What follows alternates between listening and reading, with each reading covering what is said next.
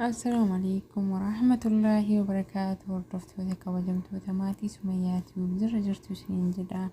Guyyaadhaa fataayira bareedaa kan isa shaayiin dhuganii hedduu lallaafaa bareedaa nyaatanillee nama salachaane hojjedhee jira.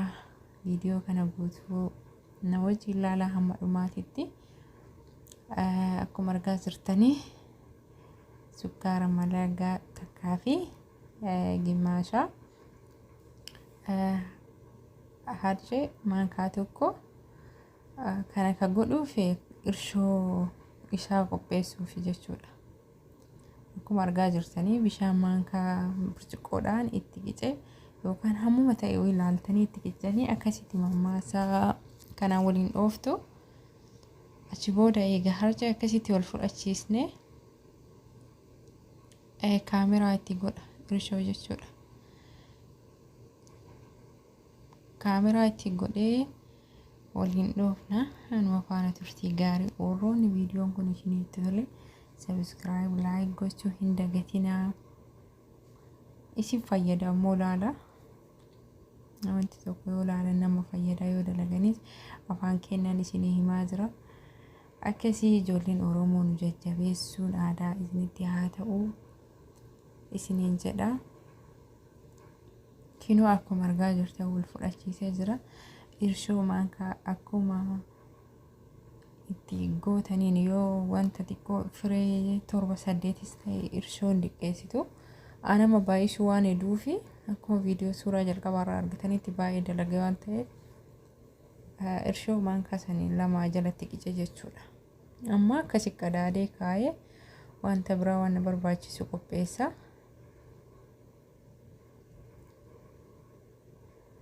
Kinoo akkuma argaa jirtanii buuphaa yookaan inqulaali firee 3 fidee 3 keessa lama yoo itti naqee tokko kaa sadaffaa immoo boora isaa san booda gubbaa isaa diba waan ta'eef irraa hambifadhe bishaan isaa qofa fayyadama. Boora san keessaa hambifadha. Akkasuma akkuma dura isiniin jedhe yoo xiqqoo godhuu feetan inqulaali lamas isin gahaa. Anamma akkuma jedhe waan baay'ee fedhuuf 3tti godhe. Harkis naqate achumaan deemee qachu. Kinoo akkuma argaa jirtan akkasii wal fudhachiisa. Haga irshoon keenya qabata badhe suni nuuf dafuuti jechuudha. Kun haliib suudii ka araboonni jettuu sanii isa amma irshoo akkuma isiniin jedhe keewwan guddaa ta'eef burcuqqoo tokkoo fi gimmaashatti godha. Amma kun burcuqqoo tokko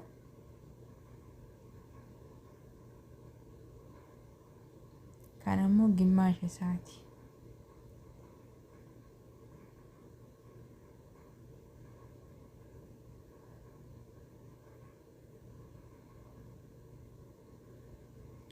Akkasitti wal fudhatee boodarra amma dhumaa daalaa boodarra isin agarsiisa.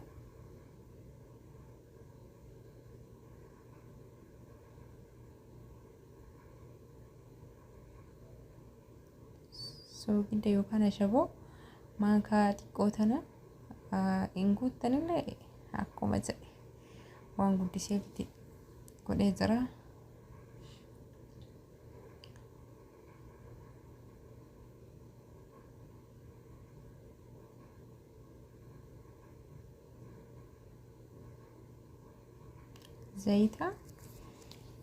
Zayita ammoo xiqqoo akka malgixeen hin qabanneef itti qica malee guddaa miti. Akkuma lixeen mijiqaan naa toluuf boodarra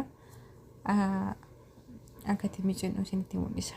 Zayitiin jabaan barbaachisu yoo ittis godhuu baanne garuu viidiyoo gadhumaa ilaala irraa hubattu. Ajiinaa kana ammoo gaafa fayyadamtanii biizaas ta'ee wantoota mufeetaniif ayyifataairaaf baay'ee bareedaadha.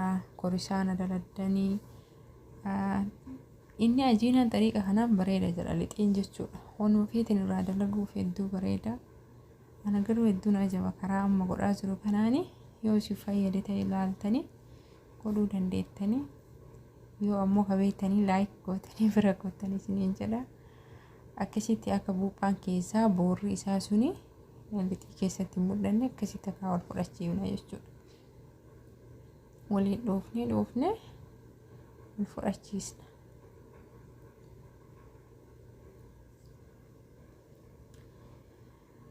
Amma kalaasii waliin dhaas keessa jira. Amma irshoon keenya garagalee daqiiqaa 10 jala turre kinoo akkuma argaa jirtanii iji keessanii argaa jira. Garagalee yoo lafti ho'ate daqiiqaa 10 saniyyuu hin turu. Daqiiqaa 5 keessatti sirriitti isinii garagala jechuudha. Xiqqoo amma saayinni wal fudhatuuf waliin dhoofna.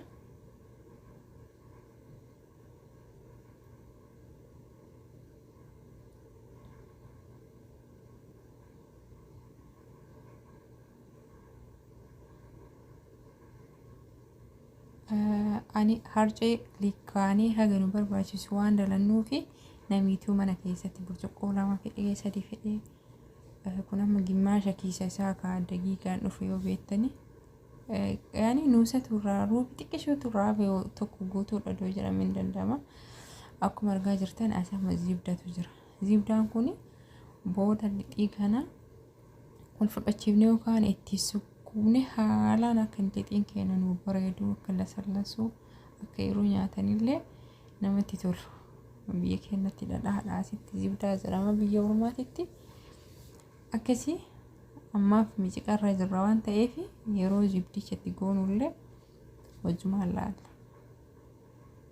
Viidiyoo guutuu laala. Like. Warri maatii keenyaan immoo maatii kiyya taasiin jedha.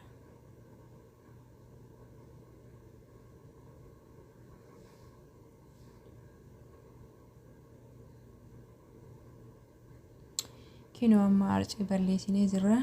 Harceen eega badee booda zibdicha dhugaa dubbachuuf miiciqaa isaa nama narraa xankara jiru miiciqsiisaa jira. Akkasii taa'ee nama ajajadhee namaan naa miiciqaa jechuu jira. Almuhiim mucattiin goobaziidha sirriitti miicittee malaalaa gadhuma akkasii itti miicittu. Akkasii viidiyoon isinitti yoo tole wantoota biraas wantoota si fayyadu yoo jiraate isinii waraabna. Laayikis godha, sabiskiraayib illee godha. Akkasuma hordoftoonni Sumayyaa Tiubii wantoonni isinitti tolu yoo jiraate komentii jala barreessa. Viidiyicha immoo amma dhumaa laalaa isiniin jedha. Akka isinitti tolu immoo abdii qaba. Amma karatafaan kun ka warra kukkutan osoo hin taane kan lixiin irratti miiciqamu isa finnee jirra hin sukkuumna jechuudha. Akka lixiin kun wal fudhatutti eegalee sirriitti wanti miiciqaan tole ni beektani keessatti warra dubartoota biddeen illee ta'e daabboos wanti miiciqaan tole ni bareeda. Yaani hunduu qaqqabanii haalaan tolchanii ni tola. Saniif amma miiciqaan kun kaachisan malee asirratti haalixiin wal fudhatuuf jechuudha. Akkasitti zibdaa kana yoo feetan guutuu sitti fixuu hin dandeettani. Yoo feetan immoo akka namatti godhi kan zibdaan immoo hedduu bareechisan lixii nama tolcha. Zayitiin akka buskuutaa nama jalaa godha gaafa itti baay'iftanii goggosaa. Dhadhaan ammoo hedduu bareedaadha. Yeroo baay'ee iddoo isa fayyadamanii lixiin baay'ee tola. Akkuma argaa jirtan kana fakkaata. Amma zibdichi nutti baay'ate si'a. Akkanatti geessinee jira amma keessatti goone yookaan sunyaata qilleensa isaan baane dafee buufamu. Akkaataa keessatti waa ibsoo isaa jalqaba waan hin fayyadamnee fi dafee bukaaya. Haala saniin karaa salphaa ta'een isiniin jedha. Akkasii amma deemnee bakka ho'u keenya walitti deebina. Kiinoo akkuma argaa jirtanii viidiyoo sanirratti amma immoo asitti ana nama lamaan kan mijiqe immoo kataabee mijiqee irra inni itti dhukkube kan biraati. Nammoo amma lafaa ka'eeti waan xiqqoo hojjetu jira. Kun amma jumnaadha. Jumnaan gara isaa araboonni jettu san biiktuun isa kukkutee wal keessa godheen jechuudha. Biiktuun isa biyya Arabaatti namni ilaalee jiru xaa'amni isaa jara lamayyuu wal fudhatan hedduu bareedaadha. Saniifi lixicha sani amma fidee kinoo laala akkatti itti bukaa'ee maashaallah tabaarakallah sirriitti bukaa'ee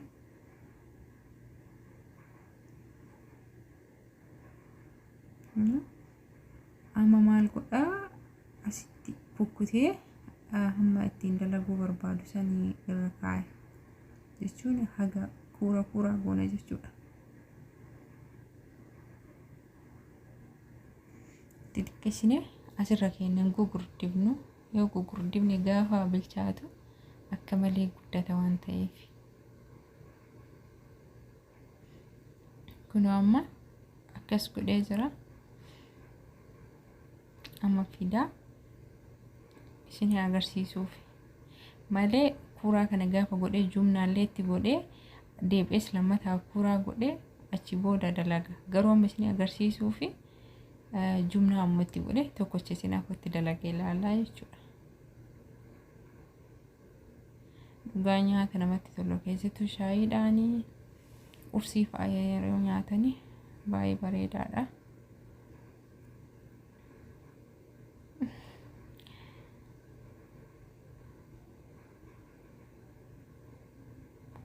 Jumnaa san garaa keenya ukkaamsinee achi kaanee akkanatti diriirsina. Achi booda waan akkanas ta'e albeedhaanis godhuu dandeettanii waan mana keessa qabda waan gara qabu waan lixii kana isinii kutuu danda'uuni kana marree jechuudha.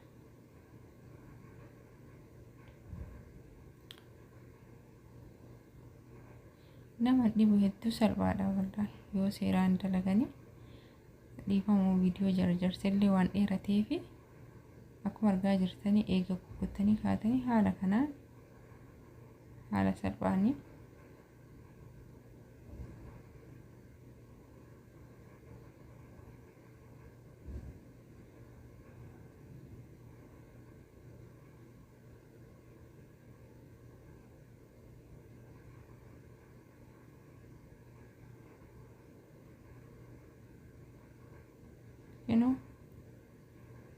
nama sin dhibu waan salphaadha. Akkasiin dalagamee gaafa talaajaa galee achi baasanii furuunumatti jechuudha. Furuunumatti bilcheessinu kana oo'isanii nyaatanii qursii ganama baay'ee bareeda.